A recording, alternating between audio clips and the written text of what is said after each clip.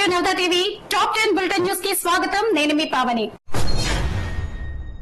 దేశ అభివృద్ధికి కొత్త లక్ష్యాలను నిర్దేశించుకొని ముందుకెళ్తాయని రాజ్యసభలో పీఎం మోడీ తెలిపారు. రైతుల సంక్షేమానికి అధిక ప్రాధాన్యం ఇస్తున్నామని, పంటలు కనీస మద్దతు ధరలు భారీగా పెంచామని చెప్పారు. అన్నదాతల ప్రయోజనాల కోసం ఎన్నో పథకాలు తీసుకొచ్చామని, పీఎం కిసాన్ ద్వారా 6 ఏళ్లలో 3 కోట్ల రూపాయల పంపిణీ చేశామని చెప్పారు. గతంలో సన్నకారు రైతుల కోసం కాంగ్రెస్ ఎటువంటి పథకాలు తేలేదని పీఎం విమర్శించారు. నీటి సమస్యపై కేంద్ర ప్రభుత్వం నిర్లక్ష్యంగా వ్యవహరిస్తుందని ఏఐఎస్ఎఫ్ నాయకులు ఆరోపించారు.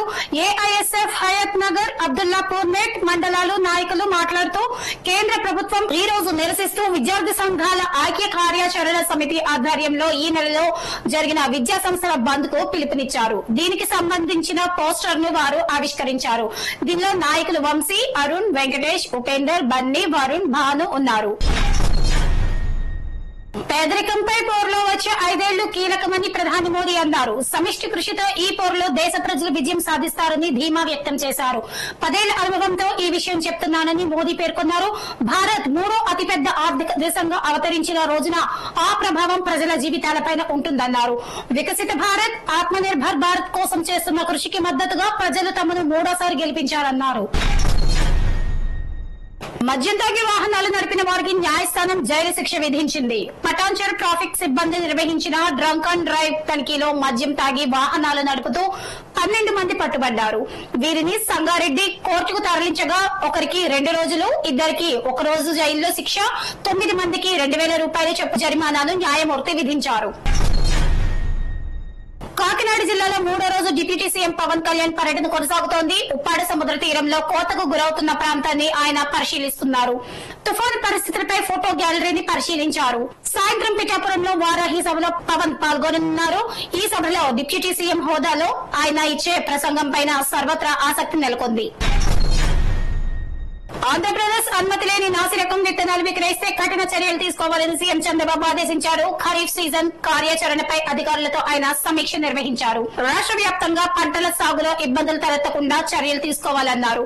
సహకార సంఘాల ద్వారా ఎరువుల పంపిణీకి ఏర్పాటు చేయాలని చెప్పారు. ఖరీఫ్ లో 4 లక్షల భూసార పరీక్షలు చేయాలని కూడా సూచించారు. తన కుమారుడి పెళ్లి వేడుకల్లో భాగంగా ముఖేష్ అంబానీ ముంబైలో 50 నిరుపేద జంటలకు సామూహిక వివాహాలు జరిపించిన విషయం తెలిసిందే. ఈ కార్యక్రమానికి హాజరైన నీతా అంబానీ ధరించిన చీరపై నెటిజన్లు చర్చించుకుంటున్నారు. ఎందుకంటే ఆమె ధరించిన ఎరుపు రంగు చీరపై బంగారు వర్ణంలో పవిత్ర గాయత్రి మంత్రాన్ని ముద్రించారు. గాయత్రి మంత్రంతో పాటు మరిన్ని వివరాలను కూడా ఆ చీరలో పొందుపరిచారు. టోల్గేట్ ట్యాక్స్ చెల్లించడానికి ఫాస్ట్ ట్రాక్ యాప్ ని డౌన్లోడ్ చేస్తే ఖాతాలో డబ్బులు మాయమయ్యాయి. పోలీసులు తెలిపిన వివరాల ప్రకారం అమీన్పూర్ కు చెందిన ఓ వ్యాపారి కార్ ఫాస్ట్ ట్రాక్ రీఛార్జ్ చేసినా అవ్వకపోవడంతో కొత్తగా యాప్ ని డౌన్లోడ్ చేయబోతుండగా గుర్తు తెలియని వ్యక్తి ఫోన్ చేసి లింక్ పంపాడు. యూపీఐ నంబర్ నమోదు చేయమని చెప్పి ముందుగా ₹1 డ్రా చేశాడు. తర్వాత 48.920 రూపాయలు మాయమయ్యాయి. కాగా ఈ విషయంపై పిఎస్ లో ఫిర్యాదు చేశాడు. దేశీయ స్టాక్ మార్కెట్ లో ఈ రోజు స్పెషల్ లాభాలతో ముగించాయి. సెన్సెక్స్ 545 పాయింట్ల లాభంతో 79,986 వద్ద స్థిరపడింది. నిఫ్టీ 162 పాయింట్లు ఎక్సి 246 కు చేరింది. మెటల్ బ్యాంకింగ్ రంగాలు రాణించడం మార్కెట్ లో కలిసి వచ్చింది. HDFC, Axis, ICICI, Kotak Mahindra bank, Britannia షేర్లు నిఫ్టీ టాప్ గైనర్లుగా నిలిచాయి. ఢిల్లీ సీఎం అరవింద్ కేజ్రీవాల్ కస్టడీని రౌస్ అవెన్యూ కోర్ట్ జులై 12 వరకు పొడిగించింది. లిక్కర్ స్కామ్ కు సంబంధించిన మనీ లాండరింగ్ కేసులో ధర్మాసనం ఆదేశాలు ఇచ్చింది. మరోవైపు కేజ్రీవాల్ దాఖలు చేసిన పిటిషన్ ఢిల్లీ హైకోర్టు 5వ తారీఖున విచారించనుంది. కాగా కొన్ని నెలలుగా కేజ్రీవాల్ తిహార్ జైల్లో రిమాండ్ ఖైదీగా ఉన్నారు. ఇది వాటి టాప్ 10 బులెటిన్ న్యూస్. మరో టాప్ 10 బులెటిన్ న్యూస్ లో మళ్ళీ కలుద్దాం.